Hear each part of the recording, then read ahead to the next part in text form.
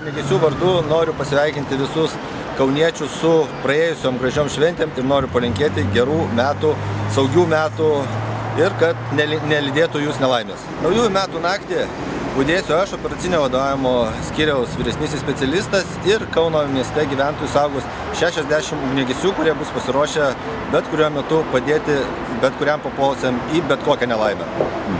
Ir linksmų jums ir gerų naujų metų.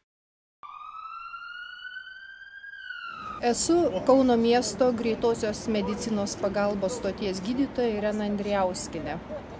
Viso mūsų kolektyvo vardu sveikinu jūs su naujaisiais metais ir linkiu didžiausio turto, sveikatos. Naujųjų metų naktį nepadauginti, alkoholio nevairuoti išgėrus.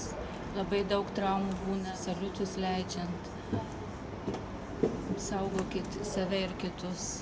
Palinkėti savo ir artimiesiems naujųjų be ligų, traumų ir nelaimių.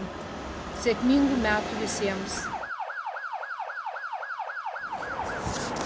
Mieli kauniečiai ir miesto svečiai, jau greitai ateis laikas atsisveikinti su 2016 metais bei būryje draugų ir artimųjų šventiškai pasitikti naujuosius 2017 metus. Naujametinę naktį visų mūsų saugumu rūpinsis nemažas patrulių rinktinės pareigūnų kiekis. Visi mes labai stengsime užtikrinti jūsų saugumą, jūsų šventišką nuotaiką. Policijos pareigūnai kviečia naujus metus sutikti jums ramiai ir atsakingai. Linksmų naujųjų!